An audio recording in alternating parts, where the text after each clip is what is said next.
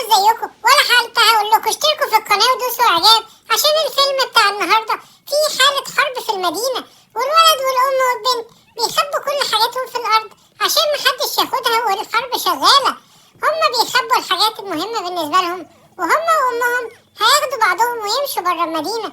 الأم بتشيل الولد والبنت شنطهم وتقول لهم يلا امشوا في الاتجاه ده وأنا هحصلكوا.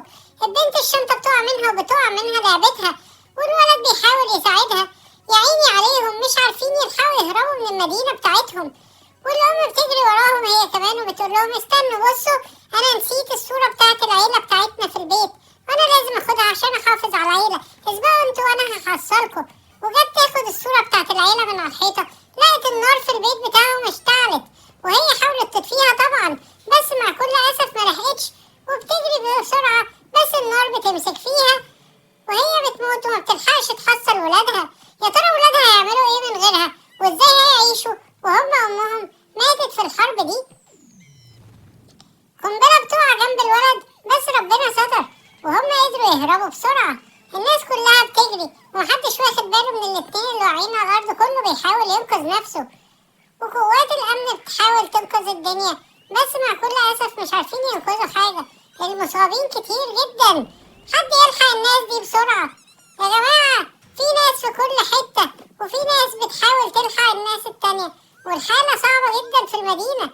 الولد والبنت لازم يهربوا بسرعة، يروحوا بسرعة بعيد عن المدينة، يروحوا في معسكر هنا، في معسكر جنبهم بيقوي الناس كلها وبيدي ويوفر أكل والهدوم عشان الناس اللي بيوتها انهارت. يا ترى الولد والبنت هيلاقوا مكان في المعسكر ده؟ هما بيدوروا على خيمة يقعدوا فيها بس مع كل أسف الست بتقول لهم خدوا حتة أكل من عندي، أنا مش قادرة أوفر لكم خيمة بس ممكن أوفر لكم أكل. الولد بيقول لها بس إحنا عايزين مكان نبات فيه. قالت لهم مع كل أسف مفيش مكان تبات فيه. البنت بتقول لأخوها تعالى خدني معاك الحقني. قال لها أنا هدور على حتة نقعد فيها. جاي يسأل الاتنين دول حد شاف أمنا؟ قالوا له لا مع كل أسف ما شفتهاش. قعد يسأل المدينة كلها إذا كان حد شاف أمهم. واحد قال له أنا شفتها في المستشفى بس كان عليها حروق في كل حتة في جسمها. راح جري على المستشفى وبيسأل على أمه، قال له أنت شفت الست دي؟ قال له هي مع كل أسف دخلت لنا المستشفى بس حالتها كانت صعبة أوي ساعة ما جت. وراح ورى للولد أمه ولقاها خلاص ماتت، هي محروقة في كل حتة في جسمها.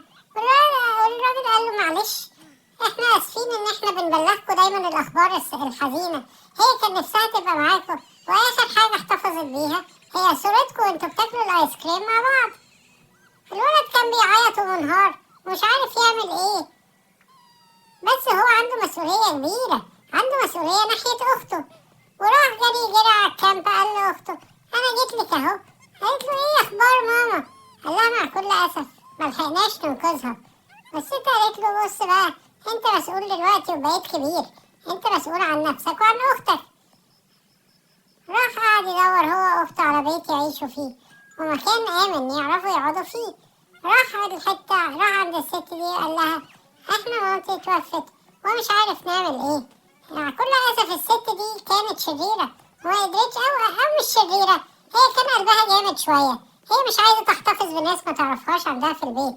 بس الصراحة احنا لازم ناخد بالنا كلنا من بعض في الظروف القهرية اللي زي دي، كل واحد لازم ياخد باله من اللي حواليه.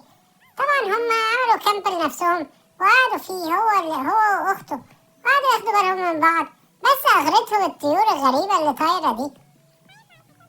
يا ترى هيجروا وراها ولا هيفضلوا قاعدين مكانهم؟ احسن حاجة في الظروف اللي زي دي ان هم يفضلوا قاعدين في مكانهم. يا عيني الولد ده بياخد باله من اخته وهو لسه اصلا صغير، بس بيحاول يروح عند البيت بتاعهم القديم يلاقي حاجة يلعب بيها مع أخته، وعرف يحفر في المكان اللي هم كانوا مخبيين فيه الحاجة. بس مع كل أسف ملقاش الحاجات اللي هم مخبيينها، الظاهر في حد سرق الحاجات بتاعتهم. الأخت كانت بتحاول تصحى تلاقي أخوها، طبعا ملقتهوش، بس طلع هو بيصطاد سمك عشان يأكلها، وعرف يصطاد سمكة كبيرة الحمد لله وشواها وقعدوا ياكلوا فيها وكانوا مبسوطين بيها. وعدى اليوم الأولاني على خير، بس هما مش هيقدروا يعيشوا طول الوقت على الشكل ده. هو بيحاول يجيب لها أي أكل بس مش عارف يجيب لها اي حاجة غير السمكة اللي جابوها. هو راح الاسطبل ده وقال للراجل ده: لو سمحت يا عم، هل ممكن نقدر نشتغل وناكل من عندك؟ هو قال لهم: هو ما عندناش اي شغل، والطيارات زي ما انتوا شايفين معديين في كل حتة، والمكان هنا مش آمن. أخد أخته ورجع تاني على الغابة. هو عارف إن في الغابة محدش هيقدر إن هو يحاول يضربها، لأن هي مش مفيدة ليهم. فهو لقى في الغابة تفاح وقعدوا ياكلوا تفاح هو وأخته. وعدى اليوم التاني على خير. الراجل صعبوا عليه وقال لهم: إيه ده ما صعبوش عليه ولا حاجة، ده ضربهم عشان أكلوا من التفاح بتاعه. يا عم إحنا أكلنا من التفاح بتاعك عشان إحنا جعانين، والتفاح جاي على الشجرة، يعني أنت مش جايبه من عندك. فجأة المطر جامد جدا هل عليهم، وهم مبقوش عارفين يستخبوا فين. النار اللي هم عاملينها ممكن تطفي من المطرة. عدى يوم تاني والولد مش عارف يعمل ايه تاني، عمال يحاول ياخد باله من اخته، وهي محدش عارف يلحقها. وفجأة لقى اخته ما بتردش عليه، جري بيها على المستشفى.